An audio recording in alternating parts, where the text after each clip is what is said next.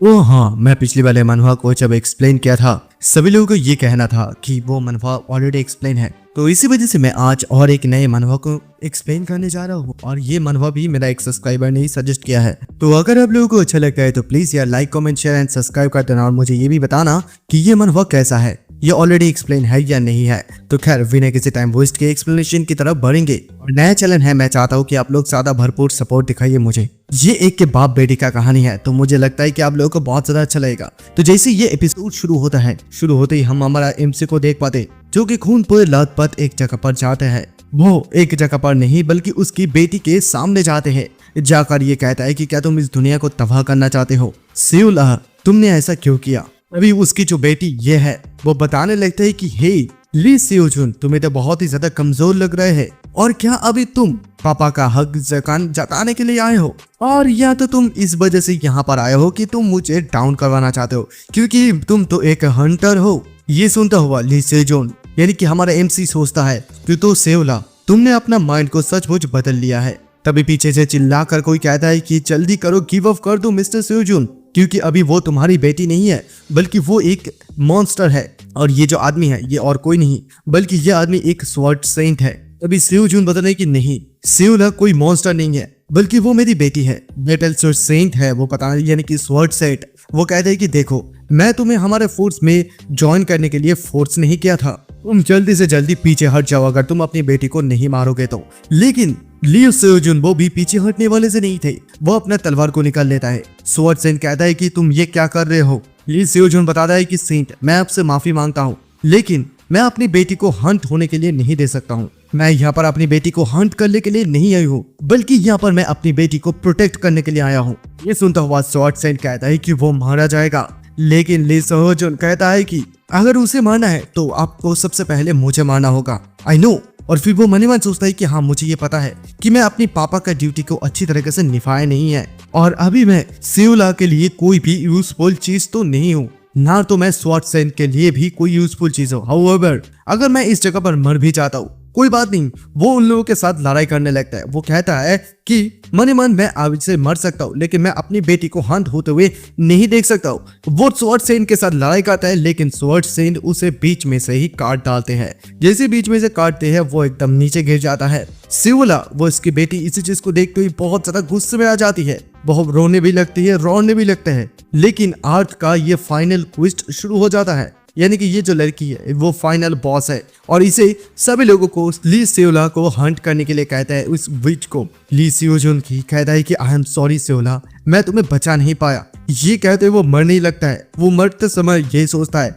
अगर मुझे ये मौका मिलता कि सब कुछ पुराने से यानी कि शुरू से शुरू करो तो मैं शायद शुरू कर सकता था। लेकिन तभी अचानक से उसके सामने एक क्विस्ट आ जाता है कि हंटर ली सियोजुन, उसका यूनिक क्विस्ट शुरू हो जाता है, चेंज द फ्यूचर, यानी कि वो फ्यूचर को चेंज करना चाहते हैं और रीजनरेशन शुरू हो जाता है। यानी कि उसके दोबारा से रीजनरेशन, रिइनकार्नेशन जो कुछ भी कहता हो वो एकदम सक्सेसफुली फिनिश हो जाता है। हम लोग देख पाते ली सियोजुन वो अचानक से एक बिस्तर पे जाग जाते हैं। वो जागता हुआ बहुत ज्यादा घबराए हुए लगता है। वो अपने सर के ऊपर हाथ रखते हुए सोचता है कि मैं ये कौन सी जगह पर हूँ। उसे ये एकदम से बाखूबी याद है कि वो माउंटेन सोल पे उसकी जान को गवा दी थी। लेकिन वो पीछे मुड़ते अपनी जैसे टाइम को देखते हैं, वो टाइम और डेट को देखते हैरान हो जाते हैं क्योंकि ये 2025 है, यानी कि उसकी रीजनरेशन हो गया है। वो अपने आप को शीशे पे देखते भी बहुत ज्यादा शौक रह जाते हैं क्योंकि वो बहुत ज्यादा यंग है। वो सोचता है कि ये कैसा हो सकता है, मैं कैसे पास्ट में दोबारा से आ सकता हूँ और ये यूनिक क्विस्ट नोटिफिकेशन जैसा चीज क्या था। तभी अचानक से उसकी दरवाजा पे नॉक होने लगता है। कोई कहता है कि सियोजुन, क्या तुम अंदर हो? मैं यूनहू हूँ। ये सुनते हुए ली सियोजुन एकदम से शॉक हो जाता है। वो सोचता है कि क्या, और फिर वो कहता है कि एक मिनट रुको, मैं आ रहा हूँ। वो दरवाजा खोलती वो उसे देखते एकदम से शॉक हो जाता है। तो यूनहू उसे देखते कहते हैं कि हे सियोंजो, कैसे हो तुम? और फिर वो अपनी बेटी को यानी कि सियोला को बता दे कि तुम अपनी पापा को हेलो बोलो। और जैसे वो उसकी बेटी को देख पाते, उसकी बेटी जैसे उसे हेलो कहते, वो एकदम से शॉक रह जाते कि वो मुझे डैडी कह रहे। और दूसरी साइड हमें उसकी यूनिक क्विस्ट के बारे में बताया जाता है कि वो उसका यूनिक क्विस्ट था कि वो अपनी फ्यूचर को कैसे बदले, यानी कि जो सियोला है उसकी 5 मिसफॉर्चून को वो बदलना चाहते हैं। यूनहू उसे ये कहने लगती कि हाँ मुझे पता है कि ये तुम्हें सरप्राइज लग रहा होता, लेकिन बिलीव करना भी ये मुश्किल है कि ये तुम्हारा बच्चा है, बट ये जो बच्चा है ये सचमुच तुम्हारी बच्चा है सियोजुन। अभी ली सेवन जून अचानक से ये कहते हैं कि क्या क्या क्या कहा तुमने, अचानक से मुझे सरप्राइज। हाँ सरप्राइज, ये मतलब बहुत साल हो गया है कि तुम मुझसे अलग हो चुके हो और इतने सालों के बाद तुम अचानक से मुझे आकर ये बता रहे हो कि ये मेरा बच्चा है, यानी कि उसे तुम मुझे फादर कहने के लिए कह रहे हो। क्या तुम इस बच्चे को यहाँ पर मुझे थ्रेट करने के लिए लाए हो? लेकिन यूनहो उसे समझाने की कोशिश करता है। तब सेवन जून ये कहते हैं कि वैसे भी क्या तुम्हारे पास कोई भी प्रूफ है कि तुम ये प्रूफ कर सकते हो कि मैं उसकी फादर हूँ? क्या तुम्हें ये बिल्कुल भी नहीं लगता है कि ये कोई दूसरी और लड़के का भी बच्चा हो सकता है? और ये सुनता हुआ जो सियोला है, यानी कि वो बच्चा, वो बहुत ज्यादा रोने लगती है, वो डरने लगती है कि उसके पापा अचानक से ये क्या कह रहे हैं। और तभी उसके बाद ली सियोचुन ये बता देते कि खैर छोड़ो ये सब कुछ बातें, जब वो ये कॉन्फर्म हो जाएगा कि वो मेरी बायोलॉजिकल डॉटर है उसके बाद तुम लोग वापस आ जाना। और ये बात को सुनते तो उसकी बेटी एकदम से डर के चिल्लाने लगती है। खैर तभी हमें थोड़ा सा मतलब प्रेजेंट का सीन दिखाया जाता है। अब तक हम लोग पास्ट का सीन देख रहे थे और ली सियोचुन इसी बारे में सोचता है कि अगर मैं पिछले बारे में सोचूं तो सच में मैं एक कचरा था। लेकिन ये सब कुछ सोचने से पहले वो और एक बात को सोचता है कि वो क्विज के बारे में, कि ये जो सियोल आ है उसकी 5 मिसफॉर्च्यून के बारे में,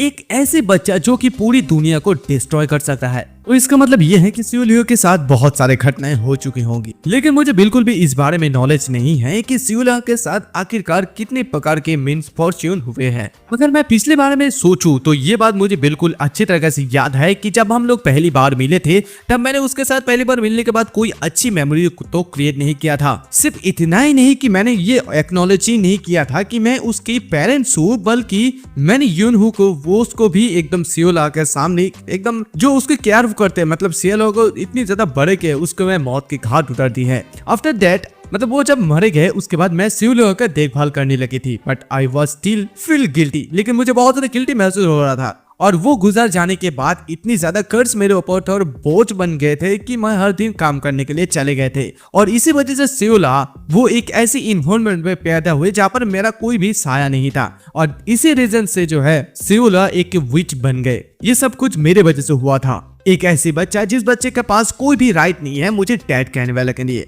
और खैर प्रेजेंट का सीन दिखाया जाता है। इसी बात को सोचते हुए सियोल जून मतलब ली सियोल जून बहुत ज्यादा गुस्से में आने लगता है। यूनहो बताने थे आई नो कि ये बहुत ज्यादा सरप्राइज है और ये बिलीव करना भी बहुत ज्यादा मुश्किल है, लेकिन ये बच्चा, तभी ली सियोल जून कहते कि हाँ मैं सच में बिलीव करता हूँ। और फिर वो अपनी बेटी को सियोला को पकड़ते हुए कहते हैं कि माय डॉटर। तभी वो बताती है कि हाँ यस। तो यूनहो कुछ बताने वाले होती है, तभी सियोल जून बताती है कि चलो जल्दी अंदर आ जाओ क्योंकि तुम लोग बहुत दूर से आए हो, तो आई थिंक तुम्हारे पैर में बहुत ज्यादा दर्द हो रहा है। और फिर वो अपनी बेटी को कहती है कि I will execute you princess, यानी कि मैं तुम्हें बहुत ज्यादा अंदर मतलब अंदर ले चले जाता हूँ। ये सुनते ही उसकी बेटी बहुत ज्यादा खुशी खुशी अंदर भी चले जाते हैं। खैर कुछ समय इसे बीत जाते हैं। यूनहो बहुत ज्यादा सोचने लगती है कि वो बहुत ज्यादा सचमुच बदल गया है। एक लड़का हमेशा से जो बहुत ज्यादा मेसी था वो अचानक से अपने घर को भी क्लीन करने लगा है, और जो अपनी बेटी को यानी कि सियोल आ को पहली बार देख रहा है उसके बाद देखने के साथ साथ वो ऐसे बिहेव कर रहे हैं। तो जैसे हम लोग देख पाते हैं ली सियोचुन वो यूनहो को कॉफी देते हैं, तभी वो बताने लगती है यूनहो कि ऐसे लग रहा है कि कल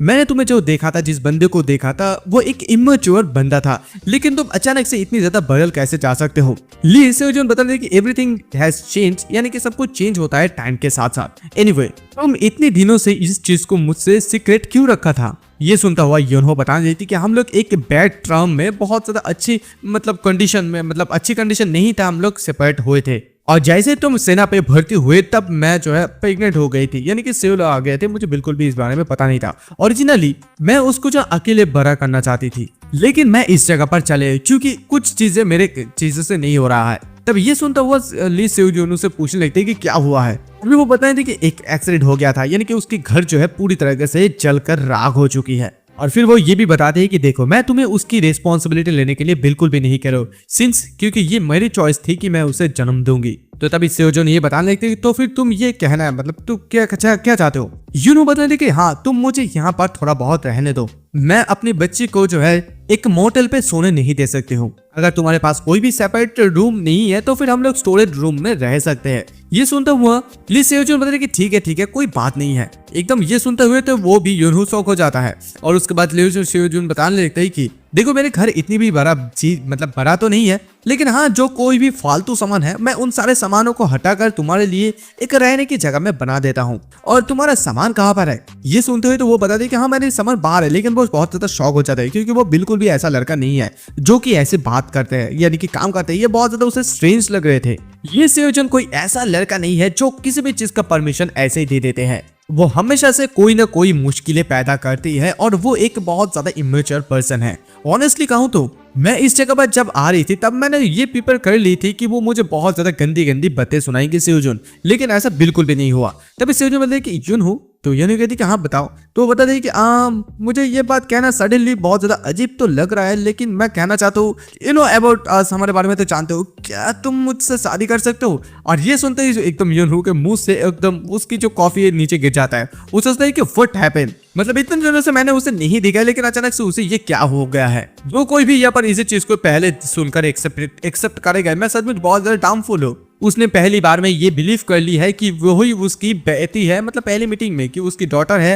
एंड मुझे घर पे भी आने के लिए कोई भी हेजिटेशन भी नहीं किया, और उसके बाद वो लास्ट में जाके ये प्रपोजल दे रहा है। और ली सेओजुन वो सोच लेती कि अगर मैं अभी इसी वक्त उसे प्रपोज नहीं करता हूँ तो मैं शायद इसी बात से बाद में रिग्रेट करूंगा। मैंने जो कुछ भी चीजें किया है उसके लिए मुझे लगता है कि मुझे रिस्पॉन्सिबिलिटी तो लेना ही चाहिए, और ऑल्दो अभी मेरा वो दिल है कि मैं अभी उस चीज को फिक्स कर दूं। युनहो मारा जाने के बाद जो कि समय आएगा, जो खालीपन आएगा, मुझे इस बात को रियलाइज करवाएगा कि एक पर्सन कितनी ज्यादा इंपॉर्टेंट होते हैं। तभी वो बताने लगती कि देखो सेओजुन कहती कि हाँ तुम बताओ। वो यही कहती कि देखो मैं तुम्हारे यहाँ पर आई हूँ इसी वजह से क्योंकि चीजें मेरे तरफ से बिल्कुल भी अच्छे नहीं चल रहे हैं। मैं इस जगह पर इसी वजह से नहीं आई हूँ कि मेरे अभी भी तुम्हारे लिए कुछ फीलिंग है। ये सुनता हुआ सेओजुन भी कहता है कि हाँ तुम सही कह रहे हो, क्योंकि हम लोग बहुत ज्यादा खराब सिचुएशन में अलग हुए थे, और अब अगर तुम्हारा अभी भी कोई फीलिंग्स है तो मुझे लगेगा कि ये कुछ अजीब सा बात होगा। तभी ये सुनता हुआ युनहो भी बताने लगती है कि देखो तुम सडनली मुझे जो है शादी करने के लिए बताया,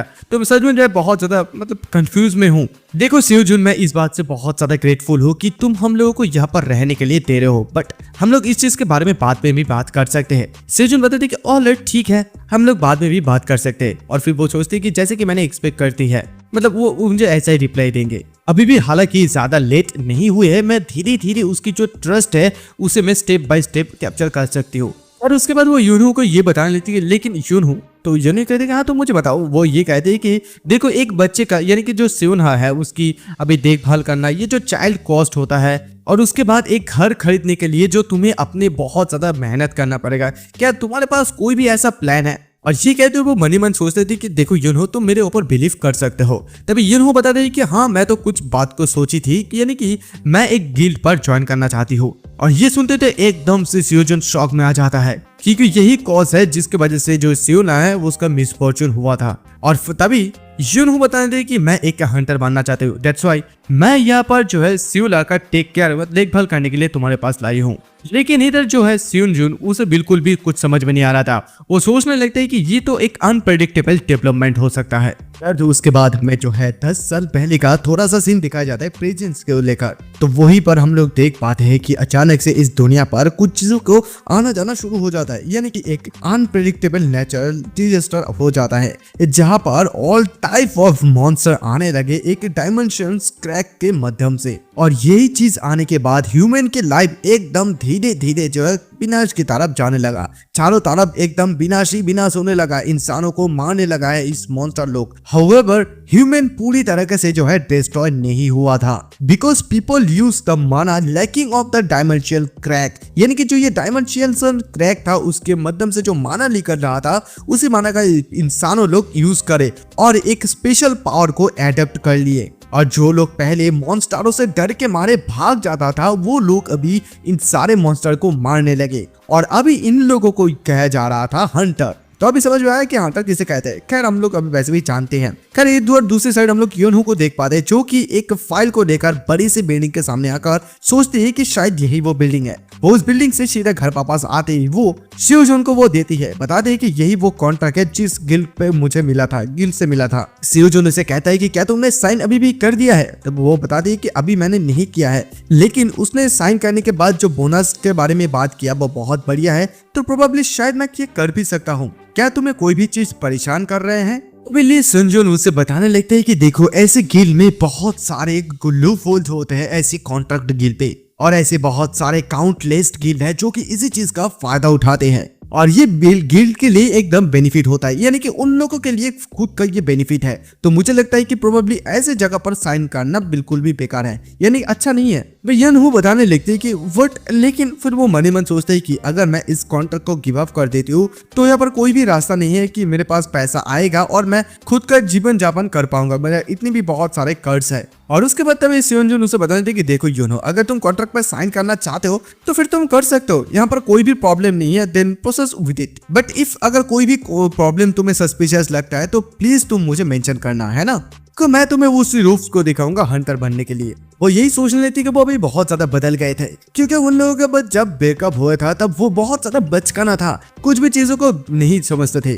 और दूसरे साइड यहाँ पर अभी सियोनजू उसकी बेटी को बताने थी कि क्या तुम अभी भी नहीं सोओगे। उसकी बेटी पूछने लेती कि क्या मॉम और डैड अभी नहीं सोएंगे। वो बता दे कि तुम्हारी मॉम और डैड अभी कुछ बातों के लिए, मतलब कुछ चीजों के लिए बात कर रहे, तो तुम अभी सो जाओ सियोना, तुम सोने के बाद हम लोग सो जाएंगे। आई होप कि तुम जब सोगे तो तुम्हें बहुत अच्छे सपने आएंगे। वो भी होते थे कि ओके गुड नाइट। और इसी चीज को जो है यूनहो भी देखने लगते हैं और वो सोच लेती है कि आई गेस वो एक अच्छे पापा बन सकता है।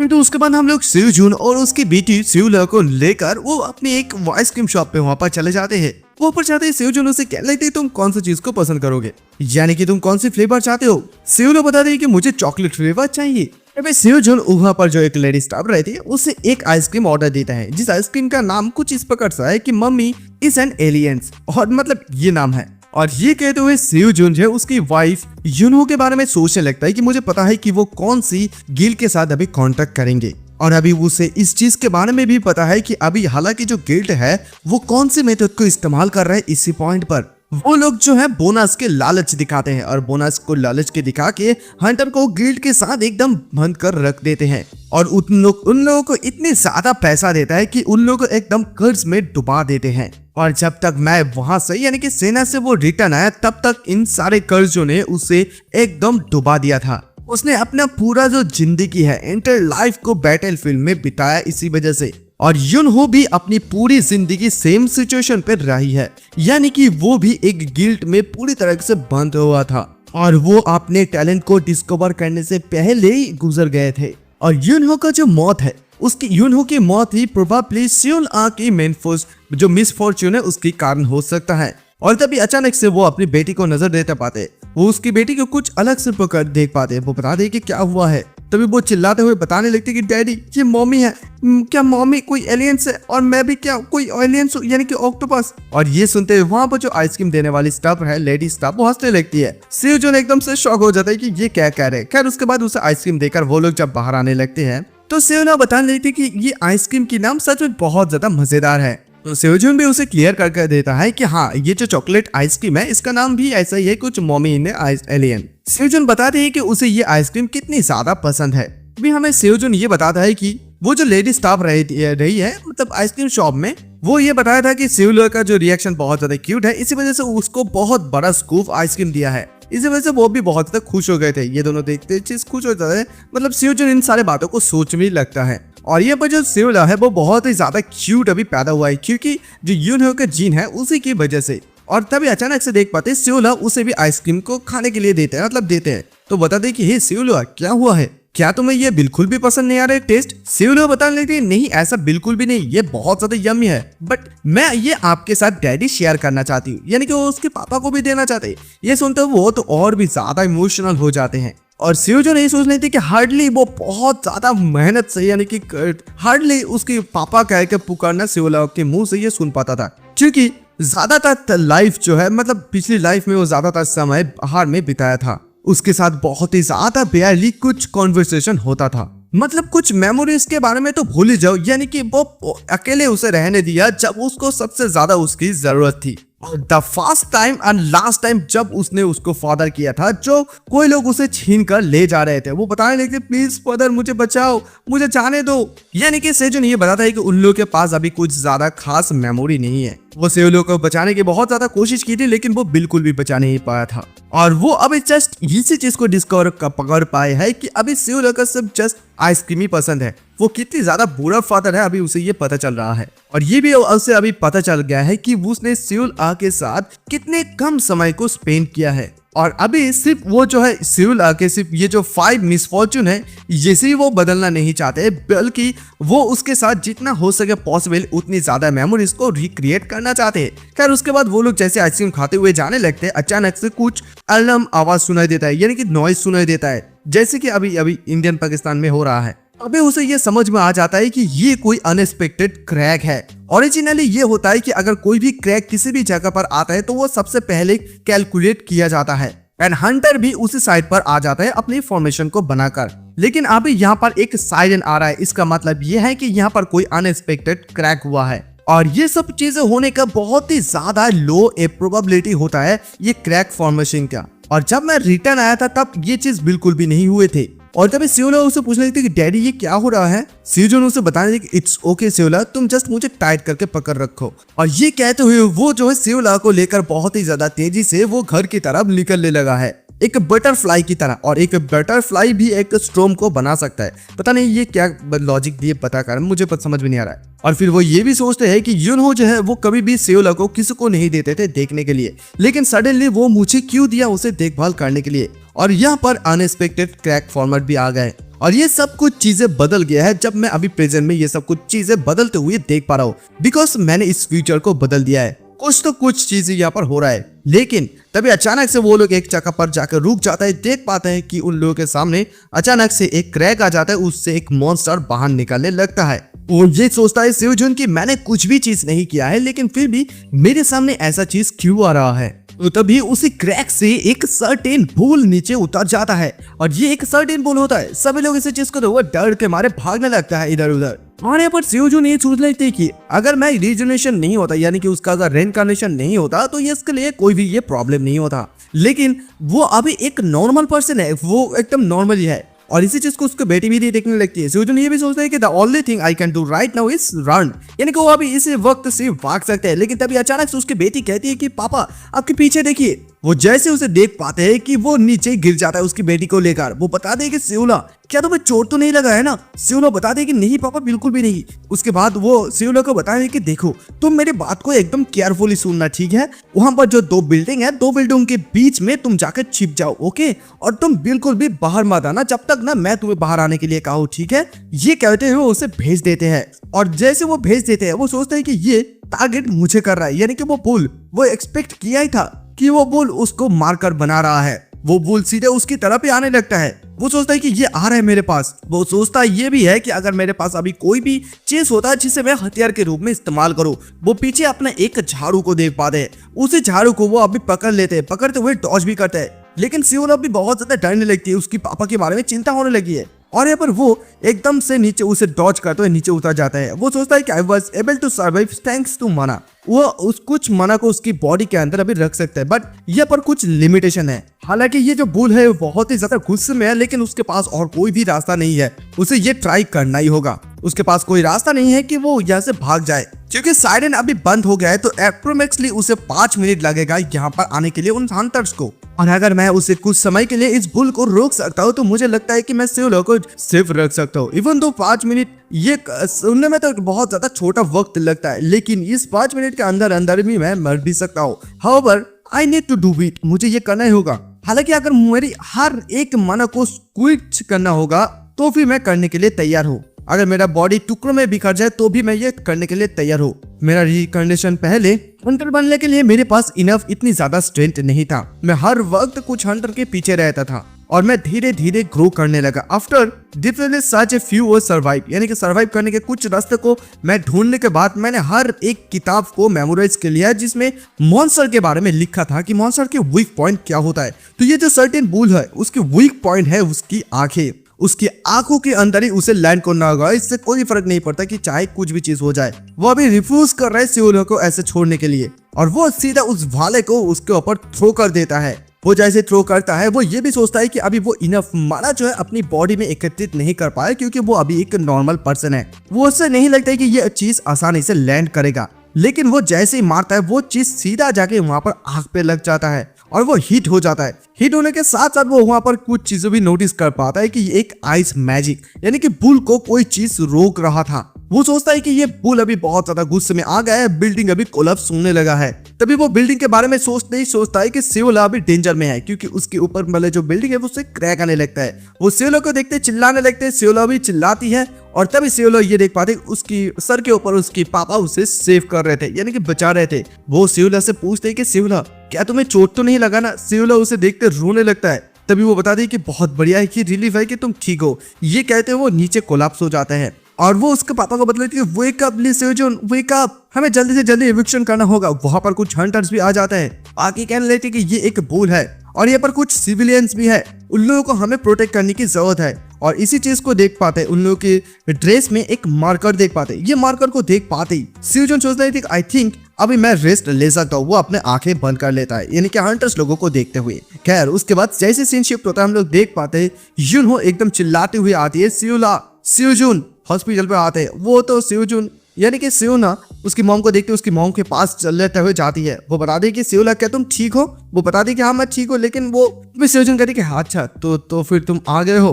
तुम्हें चिंता करने की कोई भी जरूरत नहीं, क्योंकि सेओला को बिल्कुल भी चोट नहीं लगा है। सेओला बता दे कि डैडी ने मुझे प्रोटेक्ट करने की कोशिश की और फिर उन्होंने, और ये सुनते ही यूनहो बहुत ज्यादा रोने भी लगती है। और इसके रोना हुआ देखते हुए सेओजुन करने का, अरे ये कोई कुछ नहीं, मैं तो ओवर रिएक्टिंग कर रहा था, देखो मैं खड़ा हो सकता हूँ। जस्ट हम दोनों मिलकर, यानी कि सेओला और मैं मिलकर तुम दोनों के ऊपर, मतलब तुम्हारे ऊपर प्रैंक की है। सेओला बताने लगती कि डैडी आपने तो मम्मी को रुला ही दिया है। तभी ये सुनता हुआ सेओजुन कहती कि यूनो क्या तुम रो रहे हो? यूनो तो एकदम गुस्से में आकर कहती कि तुम कमीने लोग। खैर उसके बाद सीन शिफ्ट होता है, वो लोग बाहर जाके बैठती है और आप जाते ही यूनहो बताने लगती कि थैंक यू कि तुमने उसे सेओला को प्रोटेक्ट किया है। तो वो बताती है देखो सेओजुन कि देखो मुझे थैंक्स कहने की कोई भी जरूरत नहीं, क्योंकि आफ्टर ऑल वो भी मेरी बेटी है। और अभी सेओला कैसी है? तो यूनहो बता रही थी कि अभी वो एक ग्रैंडमा के साथ ही सोई है, तो ग्रैंडमा ने बताया कि वो उसकी देखभाल कर सकता है, तो इसी वजह से मैं यहाँ पर आकर सो गई है। वो सेओजुन बताने रहती है कि सेओला मस्ट बी स्कैर्ड। मैं ये चीज से बहुत ज्यादा खुश हूँ कि अभी वो शांत हो गया है और मैं देखो सेओला के बारे में कुछ तुमसे पूछना चाहता हूँ। मैं जब उस सर्टेन बुल के साथ फाइट कर रहा था तब कुछ अचानक से अजीब सा चीज हुआ था। मैंने ये देखा कि कोई आइस मैजिक इस्तेमाल कर रहा है और आई थिंक मुझे ये लगा कि सेओला इस आइस मैजिक को यूज कर रहे हैं। और जैसे वो ये बात कहते हैं यूनहो पता नहीं क्यों तो कांपने लगा है। वो यूनहो को बताने लगते कि हे यूनहो तुम क्या सोच रहे हो? लेकिन पता नहीं क्यों यूनहो कांप रही है ये बात सुनते ही। लेकिन यूनहो जो है वो फिर भी बातों को घुमाने लगती है, बताते हैं कि देखो तुम ये क्या बात कर रहे हो, क्या इस बात का कोई भी सेंस बनती है? क्योंकि वो वेरली बहुत ज्यादा मैजिक वर्ड कोई मुंह से बोल सकते हैं। वो एक बहुत ही ज्यादा छोटी सी बच्ची है, वो कैसे मैजिक को इस्तेमाल कर सकते हैं? लेकिन सेओजुन को बिल्कुल भी उसकी बातों के ऊपर बिलीफ नहीं होता है। वो बताने लगते हैं कि देखो यूनहो तुम मुझे अपनी आंखों में, मतलब मेरी आंखों में देखकर बात करो, तुम श्योर हो कि ये वो नहीं है? उसके बाद यूनहो के पास और कोई भी रास्ता नहीं होता है। वो बताते हैं कि देखो सेओजुन तुम्हें इस चीज को सीक्रेट रखने की जरूरत है, ठीक है? तभी सेओजुन बताता है कि हाँ क्योंकि वो भी मेरी बेटी है। देखो मैं ऐसा कोई भी चीज फ्यूचर में नहीं करूंगा ताकि उसे सभी परेशानी हो। यूनहो भी उसकी बात के ऊपर बिलीव कर लेती है और बताती है फिर, यानी कि उसको भी थोड़ा बहुत सेओजुन के ऊपर विश्वास आ गए थे। इसी वजह से वो उसे बता देती है कि दैट मैजिक प्रोबेबली सेओला ने किया है। क्या तुम उस रीजन को तो जानती हो जिस रीजन की वजह से मैं तुम्हारे घर पर आया था? मैंने तुम्हें बोला था कि मेरा घर जो है कोलैप्स हो गए थे, यानी कि जल गए थे। अगर मैं ये सच बताऊं तो इस काम को सेओला ने किया है और ये चीज उसी की वजह से हुआ है। इसी वजह से क्योंकि उसने अपना इमोशन को कंट्रोल नहीं कर पाए थे, लूजिंग कर दिए थे, इसी वजह से ये सब कुछ चीजें हुआ था। नॉर्मली ये चीज तो ठीक रहता है, लेकिन कभी कभी ये बहुत ही ज्यादा बुरा रह जाता है। और मुझे इस बात से बहुत ज्यादा डर लग रही थी कि कोई ना कोई आके उसे अजीब सा लेबोरेटरी पर खींच कर ले ना जाए। ये सुनता हुआ सेओजुन उसे आश्वास देते हुए बताने लगते हैं कि देखो तुम बिल्कुल भी चिंता मत करो, क्योंकि मैं उसे डिफेंड जरूर करूंगा एनी कॉस्ट, क्योंकि वो मेरी भी बेटी है आफ्टर ऑल। और ये सुनते हुए यूनहो बताने लगती है, क्या तुमने कभी भी इस चीज को ऐसे भी कंसिडर किया है कि वो तुम्हारी बेटी ना हो? तो तभी उसकी बातों का सेओजुन जवाब देता है कि देखो वो तो मेरी बेटी है, लेकिन अगर इनसे, मतलब तुम ऐसा बात जो कह रहे हो, तो अगर वो मेरी बेटी भी नहीं है फिर भी मैं इस बात को सेओला के सामने कोई भी डिस्कस नहीं करूंगा। ये बात कहते हुए सेओजुन सोचने लगते हैं कि ये बात मैं अपनी अभी मन से कह रहा हूँ, क्योंकि मैंने पिछले लाइफ के बारे में अगर मैं सोचूं तो मैंने सेओला को काउंटलेस टाइम डिनाइड किया था कि वो मेरी बेटी बिल्कुल भी नहीं है। और खैर इधर जो है यूनहो उसकी बातों से हंसने लगती है, वो मुस्कुराने लगती है और शर्माने भी लगती है। और सेवजुन उसकी बातों को सुनता हुआ सोच रहे थे कि हे सेवजुन, क्या तू मैट है, यानी कि तू पागल हो गया है? क्योंकि अभी तो जिस लड़की के साथ है वो उससे तो 40 साल बड़ा है, यानी कि वो अगर वो पिछले लाइफ के बारे में भी बात करे तो मतलब उसको देखकर भी अभी भी उसका जो ये हार्ट बीट है वो बहुत ही ज्यादा तेजी से धड़कने लगे हैं। और वो सोचता है कि देखो सेवजुन, तुम फोकस करो, क्योंकि मेरे पास अभी ऐसा कोई भी टाइम नहीं है कि मैं ऐसा फील करूं, है ना। और उसके बाद सेवजुन जो है उससे गिल्ट के बारे में पूछने लगता है कि उस गिल्ट में क्या हुआ। तभी उसे यूनहो बताने लगते हैं कि लाइक जैसा कि तुमने कहा है कि उस कॉन्ट्रैक्ट में बहुत ही ज्यादा होल था। मैंने एक के बाद एक बहुत ज्यादा अच्छी तरीके से इन सारे चीजों को पढ़ाई किया और पढ़ाई करने के बाद ये देखा कि वो लोग मुझे ऐसे लूप होल में घुसाने की कोशिश कर रहे थे। इसी वजह से मैंने उन लोगों को धमकी दिया कि मैं दूसरी कोई गिल्ड पे ज्वाइन कर लूंगा, और ये कहते हुए वहां से चले आए। और उसके बाद ये भी बताने लगते हैं कि उसके बाद मैंने बहुत सारे गिल्डों के साथ कॉन्ट्रैक्ट भी किया है, पता नहीं अभी आगे कि मुझे क्या करना चाहिए। ये सुनता हुआ सेवजुन बताते हैं कि देखो, तुम मेरे ऊपर विश्वास कर सकते हो कि मैं उसे बहुत ज्यादा अच्छी तरीके से ट्रेन कर दूंगा और मैं अपनी टॉप सीक्रेट टेक्निक की मदद से उसे करूंगा। ये सुनते हुए यूनहो तो हंसने लगते हैं, तो तुम्हारा फिर टॉप सीक्रेट ये क्या है? और फिर वो जो सेवजुन है यूनहो को लेकर एक जगह पर चले आती है। तो यूनहो वहां पर आते कहती अच्छा तो यही है वो तुम्हारा टॉप सीक्रेट? तो सेवजुन बताता है कि हाँ, इसके अंदर ही एक वर्कशॉप है। तो इसी चीज को देखते हुए यूनहो बताने लेती है कि देखो सेवजुन, कि ये जो वर्कशॉप होता है वो यूजुअली तो मॉल्स या गिल्ड के बिल्डिंग में होते हैं। मैं सेवजुन उसे समझाता है कि देखो, जो प्राइस में मतलब मॉल में जो होता है वो उसमें प्राइस बहुत ही ज्यादा हाई होते हैं, और अगर तुम किस गिल्ड की चीज को इस्तेमाल करना चाहते हो तो फिर तुम्हें गिल्ड में ज्वाइन करना होगा उसके बाद ही। तो ठीक है, तो चलो मुझे फॉलो करो अभी। तो फॉलो करते हुए वो लोग अंदर आते ही उस वर्कशॉप के अंदर बहुत सारे चीजों को देख पाते हैं। उन लोगों के साथ सियोलो भी रहती है। सियोलो वो चीजों को देखने लगती है और यूनहो देखते ही सोच लेते हैं कि मतलब ये आफ्टर ऑल, इसे देखकर तो लग ही रहा है कि ये एक आफ्टर ऑल वर्कशॉप है। तब अचानक से वहां पर एक आदमी आकर कहते हैं कि हे कस्टमर्स, तुम लोग यहाँ पर किस चीज की वजह से आए हो? अभी सेवजुन उसे देखते ही एकदम से पहचान जाते हैं। वो सोचता है कि ये बिंगो है, मैं सही जगह पर आया हूँ, क्योंकि मैं जब हॉस्पिटल पर था तब मैंने अपने प्रीवियस लाइफ की कुछ चीजों को मेमोरी को याद करने की कोशिश की, जहां पर उसे इस बारे में पता चला। और ये जो अभी एक ब्लैक मिस्ट है, इसे वर्ल्ड के एकदम टॉप ग्रेटेस्ट ब्लैक स्मिथ के रूप में एक दिन जाना जाएगा। तो इसी वजह से वो इसके पास ही पहले चले आया। इसका नाम है कांग चियोली। और यहाँ पर सेवजुन उसे ग्रेटिंग करते हैं कि ग्रेटिंग सर, मैं हूँ एस्प्रिंटिंग हंटर ली सेवजुन। और यूनहो भी बता रहे हैं कि नाइस टू मीट यू, मैं एस्प्रिंटिंग हंटर यूनहो हूँ। और इन लोगों को देखकर सियोलो भी बता लेती कि हेलो, आई एम मम्मी और डैडी की मैं डॉटर हूँ सियोला। मतलब वो बहुत ही ज्यादा अच्छी तरीके से बात करती है। ये सुनते हुए वो बूढ़ा सा आदमी वो बहुत ज्यादा खुश होकर कहते हैं कि तुम लोग सचमुच बहुत अच्छे हो कि तुम लोग अच्छे से मुझे ग्रेटिंग कर रहे हो। My first name is Kang और मेरा लास्ट नाम है चियोली, तो तुम लोग मुझे कांग चियोली करके पुकार सकते हो। तो तभी सेवजुन उसे ये बता देता है कि जैसे कि मैंने आपको कहा है कि मैं और यूनहो हम दोनों एस्प्रिंटिंग हंटर है, तो यहाँ पर हमें वो पेन की जरूरत है। तो आपके पास किस प्रकार का वो पेन है, क्या आप मुझे दिखा सकते हो कुछ वाला या चीज? तब ये सुनता हुआ बड़ा सा आदमी कांग चियोली बता लेते कि हाँ, तुमने बहुत अच्छा चीज किया है, लेकिन लेडी आप कौन सा चीज को चॉइस करेंगे? ये सुनते हुए यूनो बता दे कि मैंने अभी भी अच्छे तरीके से डिसाइड नहीं किया है कि मैं कौन सी चीज को मतलब लूंगी, लेकिन क्या मैं इस जगह पर देख सकती हूँ थोड़ा बहुत इधर उधर? ये सुनता हुआ कांग चियोली बता दे कि हाँ, ऑफ कोर्स तुम देख सकते हो, क्योंकि तुम्हारे पास टाइम का कोई भी पेनल्टी नहीं है, तो तुम्हारा वॉइस तुम देख सकते हो। तो वहां पर जैसे सेवजुन इन सारे चीजों को देखता है, देख के वो ये बताने लगता है कि यहाँ पर अभी जितनी भी सारी चीजें हैं, मुझे लगता है कि जो कोई भी अभी बिगिनर है उन लोगों को हैंडल करने के लिए यहाँ पर बहुत सारे डेंजर्स के मटेरियल्स और चीजें हैं। तो ये सुनता हुआ वो जो आदमी है वो कहते हैं कि सचमुच तुम्हारा आंखें बहुत बढ़िया है कि तुम अच्छे अच्छे वेपन्स को चॉइस कर पा रहे हो। तो सेवजुन कहते हैं कि अरे ऐसा कोई भी बात नहीं, क्योंकि मैंने इधर उधर थोड़ा बहुत सुना था, इस वजह से मुझे थोड़ा बहुत आइडिया हो गया। तभी वो अपने हाथ में एक बो उठाकर कहता है कि यूनहो, तुम इस चीज के बारे में क्या सोचते हो? तो यूनहो देखते हैं कि एक बो, तो वो बताते हैं कि देखो यूनहो, देखो तुम्हारा पेशेंस बहुत ही ज्यादा बढ़िया है, तुम बहुत ही ज्यादा फोकस हो अपनी स्किल में, काम में, तो मुझे लगता है कि तुम्हारे पास जो स्ट्रेंथ है इसी चीज के वजह से ये जो बो है वो तुम्हारे लिए बहुत ही ज्यादा बेहतर होगा। तब ये सुनता हुआ यूनो बताता है कि क्या सचमुच मैं इतनी ज्यादा स्किल्ड हूँ? तो वो आदमी बताता है कि देखो, अगर तुम्हें कोई भी डाउट है तो फिर तुम पहले इस वेपन्स को लेकर ऐसे टेस्ट भी कर सकते हो, उसके बाद मैं तुम्हें असली वाला दूंगा, भाई फेक वाला दूंगा, क्या तुम चाहते हो वो? ये सुनता हुआ यूनो कहते कि नहीं बिल्कुल नहीं, क्योंकि मैं ठीक हूँ। अगर सेवजुन ने ये एडवाइस किया है तो इसके पीछे कोई ना कोई तो रीजन होगा, जिस रीजन की वजह से उसने मुझे ये रिकमेंड किया है। और ये सुनता हुआ वो आदमी कहता है ब्लैक स्मिथ की ठीक है, तो फिर तुम लोग ये ले लो, लेकिन हाँ इस बात को ध्यान में रखना, अगर तुम लोग रिफंड चाहते हो तो ये बिल्कुल भी मुमकिन नहीं होगा। हाँ, अगर तुम लोग ये चाहते हो कि अगर तुम लोग अपने वेपन को थोड़ा सा चेंज करवाना चाहते हो, बदलना चाहते हो तो ठीक है कर सकते हो, लेकिन यहाँ पर रिफंड नहीं होगा। ये सुनते हुए सेवनजू कहते हैं कि ठीक है कोई बात नहीं, ये बहुत ज्यादा सुनने में अच्छा लग रहा है। तो वो जो ब्लैक स्मिथ है फिर उन लोगों को वो बिल देते हैं कि ये अभी बिल हुआ ये दोनों वेपन का।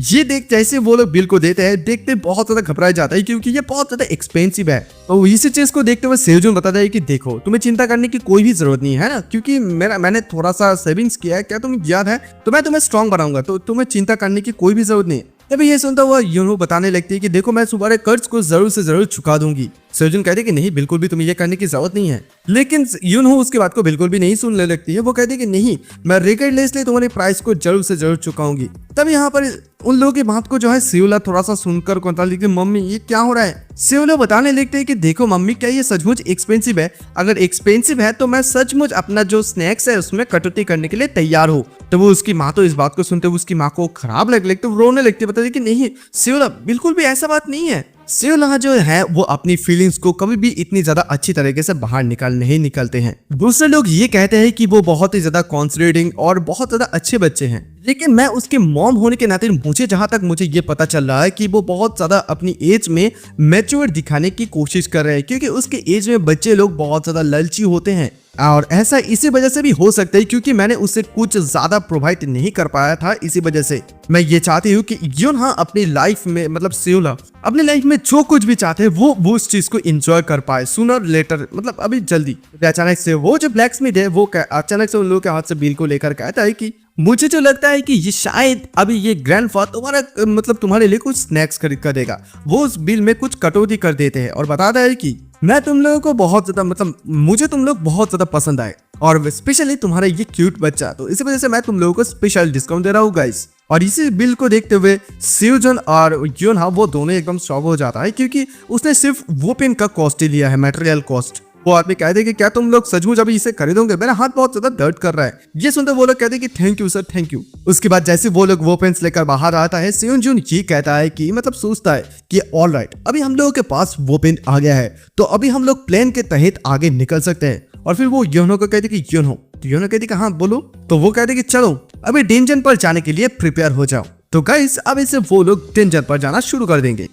तो उसके बाद हम लोग यूनहा को देख पाते हैं जो कि उसी बो के माध्यम से वहां पर प्रैक्टिस करना दोबारा से चालू कर देता है। एक बहुत ही ज्यादा सुनसान जगह होती है, वहां पर वो अपनी बो से जब प्रैक्टिस करते उसकी हर एक निशाना एकदम टारगेट पर लग रहा था। वो इसी चीज को देखते हुए सोच लेती है कि क्या मैंने अभी इस तीर मतलब पैर को इतनी अच्छे से निशाना बनाया। तभी वहां पर उसकी बेटी भी आ जाती है, वो कहती कि मम्मी। तो वहां पर सेवजून जो है उसके लिए खाना लेकर आते हैं, इसी वजह से वो उसको खाना ब्रेक लेते हैं। खैर उसके बाद वो लोग जब खाना खाने के लिए बैठती है तभी यूनहो सेवजून से पूछने लगता है कि ये प्लेस सचमुच बहुत ही बढ़िया है क्योंकि यहाँ पर कोई भी लोग आसपास नहीं है, तुमने ऐसे जगह को कैसे ढूंढा। तो भी सेवजून भी कहता है कि दैट्स व्हाई, इसी वजह से मैंने बताया था कि ये मेरा टॉप सीक्रेट जगह है। तभी वो हमें ये बताता है कि ये एक माउंटेन का जो है एक इनर पार्ट्स है जो पार्ट में ज्यादातर लोग नहीं आते हैं, यानी कि वो जब पास्ट अपने पिछले जीवन में वो इसी जगह पर सीक्रेटली ट्रेनिंग करता था। और वो ये भी सोच रहा था कि कुछ यूथ में जो यूनहो है वो अपने बेसिक स्किल्स को सीख जाएंगे और सीखने के बाद वो लोग जो है डेंजन के अंदर जाने के लिए एकदम से तैयार हो जाएंगे। लेकिन वो कुछ ज्यादा ही तैयार हो गए। वो सोचते हैं कि बाय द वे वो ये भी कहता है कि आई एम क्वाइट इम्प्रेस कि तुम इतने ज्यादा जल्दी ट्री के अंदर ऐसे निशाना लगा पा रहे हो। क्या तुम मेरे ये श्योर है कि तुम पहली बार ऐसे बो को इस्तेमाल कर रहे हो। और फिर वो इसे पिछली लाइफ के बारे में भी याद आता है शियोनजू को कि उसके रेइनकार्नेशन होने से पहले यूनहो जो है एक गिल्ड में जब था उस गिल्ड के पॉलिसी के तहत वो एक स्वॉर्ड को इस्तेमाल करते थे, लेकिन यूनहो उस स्वॉर्ड के माध्यम से अपना टैलेंट कभी भी सामने नहीं ला पाए अपना टैलेंट को। और जब वो एक बैटल लड़ रहा था तभी वो अपने मिडिल ऑफ द बैटल में वो अपना स्वॉर्ड को भी तोड़ डालता है, बट देन वो अपने डेड कलीग बो को मतलब उठाता है और उसी वक्त वो अपना टैलेंट को भी दिखा पाया था। उसके बाद सेवजन यूनहो से पूछने लगी कि तुम्हारा ये जो माना कंट्रोलिंग ट्रेनिंग है वो अभी कैसा चल रहा है। यूनहो बताते हैं कि इतना भी ज्यादा कुछ खास नहीं है, क्यों नहीं तुमने मुझे जैसे माना को ग्रेदर करने के लिए कहा था, मैंने वो सब कोशिश की लेकिन मैं इतनी भी ज्यादा सक्सेसफुल नहीं हो पाए। मुझे तो इस बात से भी अभी डर लग रही है कि अगर मैं ऐसे मना को लेकर डेंजन के अंदर चले जाती हूँ तो फिर कुछ प्रॉब्लम तो हो सकते हैं। तब ये सुनते हुए शिव बताइए मॉम मैं ये फील कर सकती हूँ, मैं आपको सिखा सकती हूँ। तो ये सुनता हुआ एकदम से सेवजन कहती कि हे तुम ये क्या बात कर रहे हो। तो वो बताने लगती है कि वो बच्चा कि मैं माना के बारे में बात कर रही हूँ और तभी हम लोग देख पाते सेवा वो इतने छोटी उम्र में माना को दिखा सकते हैं। इसी चीज को देखते हुए सेवजन उसे समझाने लगती कि वाओ ये तो सच में बहुत ज्यादा इंप्रेसिव है सियोला, लेकिन देखो ये बहुत ज्यादा खतरनाक है, तुम्हें इसे छोड़ना चाहिए, ठीक है। तभी ये सुनते वो भी कहती कि ओके, ये कहते वो उस माना को एकदम ऊपर की तरफ छोड़ देते हैं। सेवजन बता दे कि मुझे लगता है कि हमें थोड़ा बहुत इसके बारे में केयरफुल रहने की जरूरत है।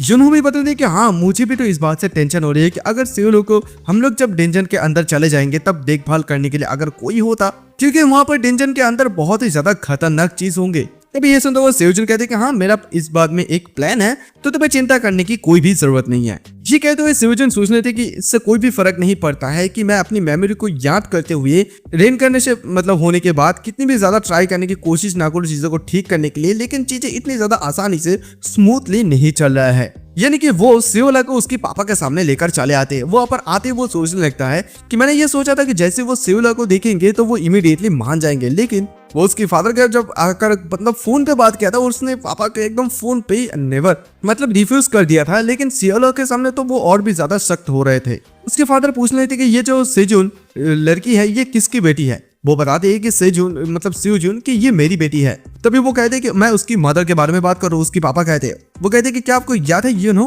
तो उसके पापा याद करने लगते हैं युनहो को। तो उसके पापा शादी के बारे में भी बात करते हैं कि तो फिर तुम्हारे शादी के बारे में क्या। वो बताता है कि मैंने उसको प्रपोज किया है शादी के लिए। तो उसके पापा दोबारा जब पूछते हैं कि तो फिर ये सब कुछ चीजें कब हुआ, तो वो बताते हैं कि मैंने कभी भी ये नहीं कहा कि उन्होंने मुझे एक्सेप्ट किया। ये सुनते वो पापा एकदम से गुस्से में आ जाता है, कहता है कि मैं तुम्हें बाद में देख लूंगा। तो सेवजन बताता है कि देखिए पापा मैं आज इस जगह पर इसी वजह से आया हूँ क्योंकि मैं आपसे एक फेवर चाहता हूँ। और फिर सेवला को बताता है कि सेवला देखो ये तुम्हारा ग्रैंडफादर है। और फिर वो उसके ग्रैंडफादर की तरफ दर्द के मारे जाने लगती है। उसके ग्रैंडफादर कहते हैं कि चलो इधर आ जाओ, मैं तुम्हारा ग्रैंडफा जियोवान हूँ। उसके ग्रैंडफा भी उसे प्यार करने लगते हैं और वो भी ग्रैंडफा कहकर चिल्लाते लगते हैं। उसके बाद सेवजन बताने लगता है कि मैं ये चाहता हूँ कि आप अगर थोड़ा बहुत सेवला को देखभाल कर सकते हैं तो। ये सुनते उसके पापा कहते हैं क्या तुम मुझे ये बता रहे हो कि मैं उसे एक वीक तक देखूं।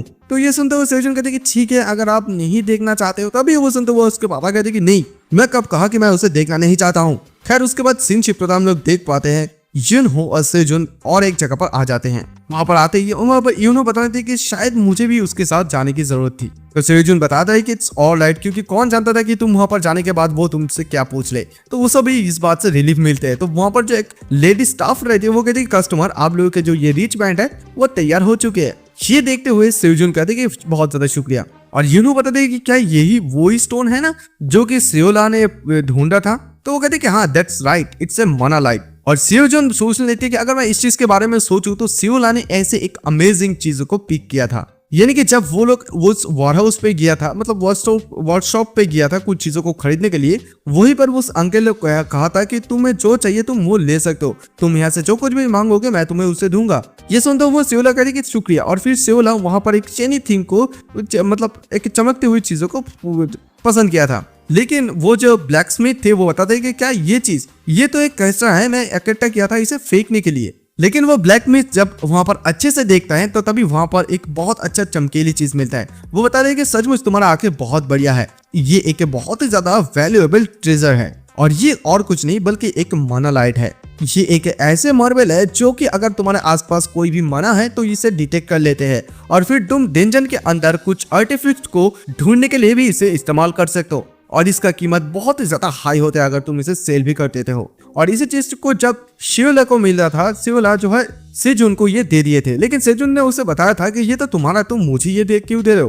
तो शिवला ने बताया था कि मैं जस्ट इस बात से क्यूरियस था कि इसके अंदर क्या चीज है, लेकिन मुझे लगता है कि अभी आपको इसकी ज्यादा जरूरत है। सेजुन अभी उसकी बेटी के बारे में सोचते हुए उसे शुक्रिया अदा करते हैं। तभी युनहो से पूछने लगती कि क्या तुम यहाँ पर वॉच बैंड के लिए आए हो। तभी सेजुन ये भी बताता है कि हाँ, क्योंकि यही जगह पर वॉच बैंड ऐसे वॉच बैंड मिलते हैं और वैसे भी डेंजन के अंदर जाने से पहले हमें मस्ट भी ये चीज की जरूरत है। और जैसे कि हम लोग अभी यहाँ पर आ ही गए हैं तो फिर सियोला के लिए हम लोग कुछ कपड़े क्यों ना खरीद लेते हैं। और ये कहते हुए वो ये भी सोचता है कि ऑल्दो मैं यहाँ पर और एक रीजन की वजह से आया हूँ। तभी अचानक से उन लोगों को नीचे कुछ आवाजें सुनाई देता है। सभी लोग वहां पर सभी लड़की लोग एक लड़के को देखकर बहुत ज्यादा फिदा होने लगता है। उसके नाम है सोंग यून, जिसका नाक को देखकर एकदम माउंटेन की तरह लगता है और उसकी जो चेहरा है यानी कि फेस उसे देखते एकदम ब्राइट फ्यूचर की तरफ लगते हैं। यूनहो बता देती है कि शिवनू को जो फेस है वो मेरे फ्यूचर से भी ज्यादा ब्राइट है। तभी उस बात से जो है सेजुन भी एग्री करता है और वो ये हमें बताता है कि वो जो स्टार है, वो हंटर संग शिहो, वो स्टार हंटर है। वो एक ऐसे हंटर है जो कि अपनी गिल्ड को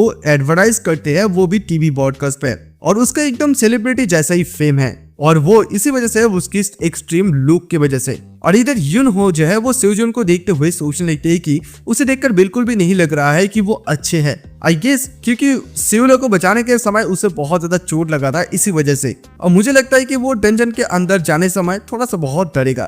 तभी वो अचानक से कहते हैं कि तुम्हें चिंता करने की कोई भी जरूरत नहीं, तुम्हारे नोना तुम्हें प्रोटेक्ट करेंगे। तभी ये सुनता हुआ सेजोन कहते कि हे तुम बकवास मत करो, क्योंकि हम लोग सेमी एज का है। और इधर जो सेजोन है इस सांग नामक बंदे को बिल्कुल भी नहीं देखना चाहता है, क्योंकि ये एक नाइट गिल्ड की मास्टर है, और इसकी वजह से यूनो बहुत ज्यादा कर्ज में चले गए थे।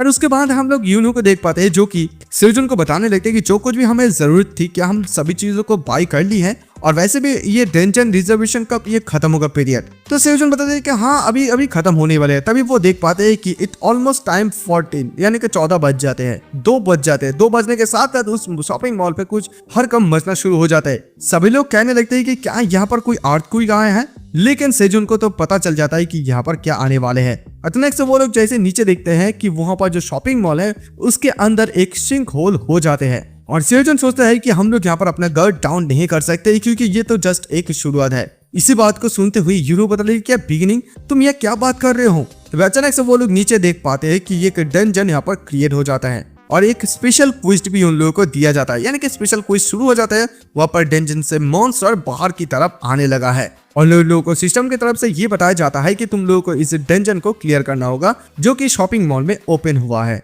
तो जैसे सभी लोग वहां पर मॉन्स्टर को देख पाते हैं, देखने के साथ साथ सभी लोग बहुत ज्यादा डर के मारे वहां से दौड़ने लगते हैं। कोई तो ये कहने लगते हैं कि दरवाजा क्यों नहीं खोला, यानी कि वहां पर जो दरवाजा है वो एकदम से बंद हो गया है। वो सभी लोग ये कहते हैं कि अगर कोई भी बाहर है तो प्लीज हम लोगों को मदद कीजिए, हमें बाहर निकालने की कोशिश कीजिए। और तभी यूनहो यहाँ पर सेजोन को बताने लगती है कि यहाँ पर बहुत सारे मॉन्स्टर हैं, तो हमें सबसे पहले कहाँ पर जाने की जरूरत है। लेकिन सेजोन सीधा नीचे उतर जाती है। यूनहो बताती है कि तुम ये क्या कर रहे हो, सेजोन तुम क्या कर रहे हो।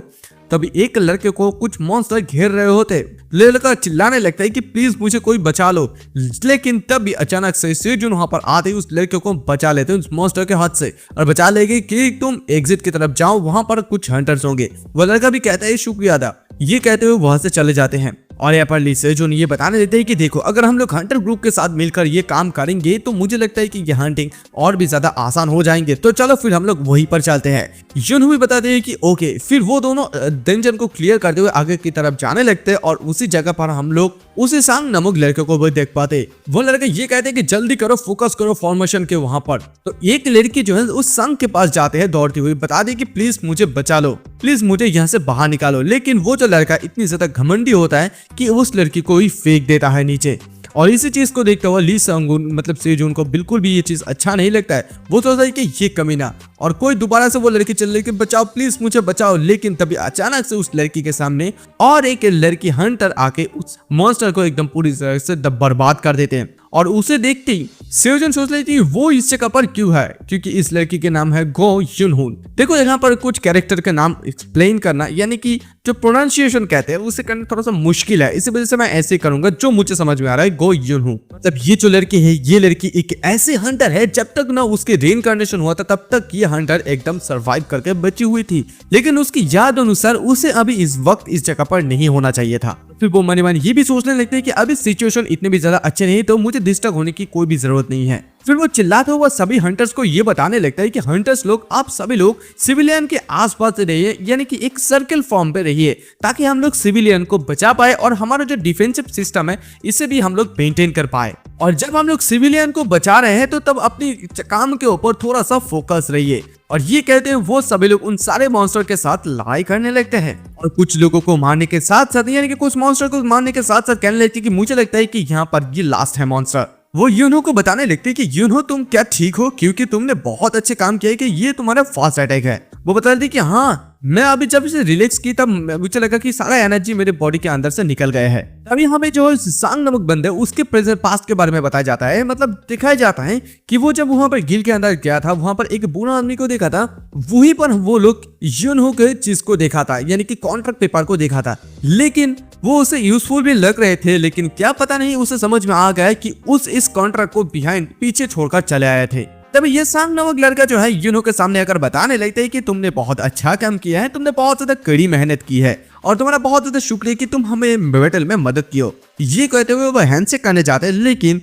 ली सेजुन उसके सामने आ जाता है। आते कहते हेलो माय नेम इज ली सेजुन। तभी वो लड़का भी गुस्से में आकर कहते कि मेरा नाम है सांग शुनयून। और जब अचानक से वहां पर एक लेडी चिल्लाते हुए आती है कि प्लीज कोई मेरे बच्चे को बचा लो, उसे जो है स्पाइडर ने मॉन्स्टर मतलब पॉइजन दे दिया है और उससे अगर फास्ट एड दिया जाता है तो वो किसी मतलब कुछ समय तक ही जिंदा रह सकते हैं, लेकिन अगर हम लोग उसको अच्छी तरीके से ट्रीट नहीं करेंगे तो वो खतरे में पड़ सकते हैं। और तभी ये सुनते हुए संगुन बताने लगते हैं कि एग्जिट तभी खुलेगा जब हम लोग इस डेंजन को क्लियर कर देंगे। अगर हंटर्स पार्टी लोग वो लोग जाके अगर बॉस मॉन्स्टर को मार देते हैं तो फिर ये हो सकते हैं, लेकिन तभी संग अगर कहता है कि मैं इसके अगेंस्ट हूँ, मैं इसके खिलाफ हूँ, नेचुरली ये एग्जिट पॉइंट खुलने में 24 आवर लग जाते हैं। क्या तुम हमें सचमुच ये सजेस्ट कर रहे हो कि हम लोग कुछ मेंबर्स के साथ जाके इस सीरियसली खत्म कर दे? ये सुनता हुआ सेजुन बताने लगती है कि लेकिन मुझे लगता है कि ये मेंबर्स इनफ है और ये बच्चे इतनी ज्यादा लॉन्ग लास्ट नहीं टिक पाएंगे, अगर हम लोग फास्ट एड देंगे तो फिर भी। तभी उसे देखता हुआ संग बताने लगते हैं लेकिन तुम्हारे अपीयरेंस को देखकर लग रहा है कि तुम एक एप्लीकेंट हो और मैं इतनी भी ज्यादा मूर्ख नहीं हूँ कि मैं ऐसे एक सिचुएशन में डेंजन के अंदर अपने आप को फंसा दूं, है ना। So I have no reason to listen to you. मेरे पास कोई रीजन नहीं है तुम्हारे बात को सुनने के लिए। मैं इसी जगह पर रहूंगा, सेम घोस्ट जैसे गार्ड्स लोग रहते हैं मैं वैसे ही रहूंगा। और ये सुनते हुए तो यूनहो भी गुस्से में आने लगती है। यूनहो बताने लगती है कि तुम अपने आप को देखो, अगर तक तुम लोगों को बचा सकते हो तो फिर तुम्हें तो एटलीस्ट थोड़ा बहुत ट्राई तो करना ही चाहिए, है ना। और इसी बात को सुनते हुआ सांग मतलब सेजुन सोचने लगती है कि हाँ ये बात सच है कि उसकी रीइंकार्नेशन के पहले ही ये तो सांग स्यूहुन है, वो डेंजन को तभी क्लियर करने के लिए जाता जब एग्जिट वाज फॉर्मेट, यानी कि एग्जिट फॉर्मेट होता था। यूनहो बताने लगती है कि मैंने उसे जो है फास्ट एड दे दिया है, वो थोड़ा बहुत समय जो है लॉन्गर लिटिल कर रख सकता है। और तभी वहां पर जो एक लड़की भी आई थी वो बता दी कि मैं तुम दोनों के साथ जाने के लिए तैयार हूँ और जाने से पहले शायद हम लोगों को अपने बारे में इंट्रोड्यूस थोड़ा बहुत कर लेना चाहिए। मैं हूँ गॉन मतलब हियून। और उसके नाम सुनते ही सेजुन सोचने लगती कि अच्छा ये सही है, दैट्स राइट, कि मैंने जो अंदाजा लगाया था ये वही है, मैं गलत नहीं हो सकता हूँ। और before my reincarnation after the dungeon open, ये जो गो ह्यून है, देखो नाम को थोड़ा सा मुझे मिस्टेक हो रहा है लेकिन कोई बात नहीं, कैरेक्टर को समझ चलो यही बढ़िया है। गो ह्यून है वो डेंजन को क्लियर कर दिया था संग शोन के साथ as far as I know. और तभी वो संग नामक लड़का कहते हैं कि गो ह्यू, मैंने एटलीस्ट सोचा था कि तुम इस लड़के लोगों को इस तरह एमेच्योर नहीं हो, क्या तुम सचमुच इतना ज्यादा जल्दी मरना चाहते हो? तब ये सुनता हुआ गो बताने लगे संग इसे सही देखो, तुम अपना मुंह बनती रखो, फ्रॉम योर स्किल मुझे लगता है कि तुम हंटिंग करना छोड़ देना चाहिए। और तभी इधर सेजुन बताने लगे चलो तो फिर मैं ये एज्यूम कर रहा हूँ कि तुम सब लोग जाने के लिए तैयार हो, है ना। Let's start clearing the dungeon call of repayment store. और वो लोग सीधा वहां पर आ जाता है नीचे। तभी यूनहो वहां पर नीचे आते बता ले कि सेजुन यहाँ पर जो लाइट दिखाई दे रहा है ये किस प्रकार का लाइट है। तो सेजुन बता रहा है कि यहाँ पर कुछ ऐसे पौधा है जो कि जब अंधेरे जो जगह होता है उसी जगह पर ये पौधे डेजर्ट के अंदर हो जाते हैं। और तभी गो जो है वो यूनो को बताने लगे कि यूनो यूनी आई गेस कि आप बहुत ज्यादा नवीन है, लेकिन आपकी हंटिंग स्किल को देखकर बिल्कुल भी नहीं लग रहा था आप बहुत ज्यादा नवीन है। ये सुनते हुए यूनो बता लेते कि अरे आप तो कुछ ज्यादा मेरे बारे में तारीफ कर रहे हैं। और हम लोग देख पाते हैं सेजुन अपनी मनक बैंड को इस्तेमाल करते हुए आगे की तरफ निकलने लगते हैं। और यहाँ पर जो गोयोन है वो सोचने लगते हैं कि ये दोनों नया होने के नाते भी इन लोगों का जो स्किल है ये एक्स्ट्रा ऑर्डिनरी है नया एप्लीकेंट के अनुसार। स्पेशली ली सेजुन वो एक बहुत ही ज्यादा एक्सपेरिमेंटेशन फाइटर है, मतलब बहुत अच्छा फाइटर है, but also has accurate judgement and commanding skill भी उसके पास है। वो लोग जैसे आगे जाने लगते हैं यूनहो बताने लगते हैं कि हमें अंदर जाने से पहले ये डिसाइड कर लेना चाहिए कि ऑर्डर कौन देगा। वो भी ये बताने लगते हैं कि कुछ रणनीति यानी कि स्ट्रेटेजिक एनिमीज के बारे में स्ट्रेटेजिक वगैरह वगैरह चीजों की बहुत ज्यादा जरूरत है, क्योंकि मुझे लगता है कि मैं इस चीज में तो बिल्कुल भी अच्छे नहीं हूँ और I am not confident in doing something so important in इतना इम्पोर्टेंट चीजें। तभी ये सुनते हुए घो बताने दी कि हाउ अबाउट यू सेजुन ओपा, आप इसके बारे में कैसे बात कर मतलब आप क्या कर सकते हैं ये चीज को, क्योंकि उसे लग रहा था कि ये जो लड़का है ये बहुत ज्यादा एक्सपेंसिव ऑर्डर है, मतलब वो बहुत ज्यादा अच्छा हो सकता है। और इसी बात से सेजुन सोचता है कि अच्छा ये जो लड़की है वो मुझे बहुत ज्यादा अच्छी तरीके से टेस्टिंग कर रहा है, मतलब मेरे स्किल को वो देखना चाहते हैं। मैं भी अपने स्किल को दिखाना चाहता था लेकिन मुझे नहीं लगता कि अभी ज्यादा अगर दिखाऊंगा तो कुछ प्रॉब्लम हो सकता है। तो तभी सेजुन बता रहे कि देखो मैं भी इतनी भी ज्यादा कॉन्फिडेंट तो नहीं हूँ, लेकिन मैं तुम दोनों को थोड़ा बहुत मतलब तुम दोनों राजी नहीं हो तो फिर कौन करेगा, मैं ही, आई गेस मेरे पास कोई चॉइस नहीं है, मुझे ये करना होगा। अभी वो ये सोचता है कि अभी मैं ये प्रिटेंडिंग करूंगा कि ऑर्डर दे रहा हूँ, मैं ये प्रिटेंडिंग करूंगा, लेकिन वो मुझे फिगर आउट कर नहीं पाएगा, उसके लिए उसे थोड़ा बहुत मुश्किल कर दूंगा ये मैं। तभी वो लोग भी हंसते हुए कहते हैं कि ठीक है यूनो बता दे कि चलो हम लोग तुम्हारे ऊपर इस चीज को छोड़ के जा रहे हैं। खैर उसके बाद वो लोग आगे की तरफ जाने लगते हैं। तो वहां पर जाने के साथ साथ सेओजून बदले कि यहीं पर रुको, मुझे लगता है कि हम लोग बॉस की जगह तक पहुंच गए हैं। तभी वो लोग वहां पर कुछ चीजों को देख पाते हैं। एक स्माइल होता है, स्लिम स्माइल नहीं स्मिल, और ये चीज देखते हुए वो लोग एकदम खुशी हो जाती है। वो बताने लगते हैं कि सॉरी नहीं गो, ये क्या है, ऐसे भी हो सकता है कि इस डंजन का बॉस एक स्मिल है, मॉन्स्टर इसे नवीन के तौर में इस्तेमाल करना चाहते हैं। तभी ये सुनता हुआ सेओजून बताने लगे कि देखो इसी चीज को ऐसे अंडरएस्टिमेट नहीं करना चाहिए। तो वो बताने लगते कि ये थोड़ा बहुत तो बड़ा है लेकिन फिर भी एक स्मिल ही है, चलो हम लोग इससे छुटकारा पाते हैं। तो ये सुनता हुआ वो बताने लगते हैं सेओजून देखो मैं ऑर्डर मैं देता हूँ तो फिर तुम लोग मेरे बात को सुनो, ठीक है। वो लोग कहते हैं ओके कोई बात नहीं। तो सेओजून उस लोगों को ये समझा देता है कि देखो ये जो स्मिल होता है वो रिएक्ट करता है तभी जब सरफेस में कोई भी वाइब्रेशन हो, तो फिर केयरफुली सरफेस में या फ्लोर पे चलना। तभी ये सुनते हुए वो बताने लगती है ठीक है तो फिर सबसे पहले मैं जाऊंगी। वो एकदम से रस्सी को पकड़ के नीचे की तरफ कूद पड़ते हैं। इसी चीज को देखते हुए यूनो बताने लगती कि वाह क्या हंटर्स सचमुच ऐसे करते हैं। सेओजून उसे समझाने लगती कि हाँ देखो ये कोई ऐसा चीज नहीं कि इम्पॉसिबल है, हम भी ये कर सकते हैं लेकिन हमें थोड़ा बहुत ट्रेनिंग की जरूरत है। और तभी इधर यूनो जो है वो सीधा एकदम नीचे अचानक से गिर जाते हैं। वो बताने लगती कि यूनो क्या तुम ठीक हो? वो देखे हाँ लेकिन यहाँ पर जो वाइब्रेशन। तो तभी यहाँ पर वो गो जो है वो समझाने लगती है देखो यूनी ये ठीक है कोई बात नहीं, क्योंकि ये स्मिल थोड़ा सा बड़ा हो सकता है लेकिन इतना भी ज्यादा कोई खास प्रॉब्लम नहीं हो सकता है। तभी अचानक से वो स्मिल एकदम बड़ा हो जाता है, यूनी के ऊपर आ जाता है, यानी कि यूनो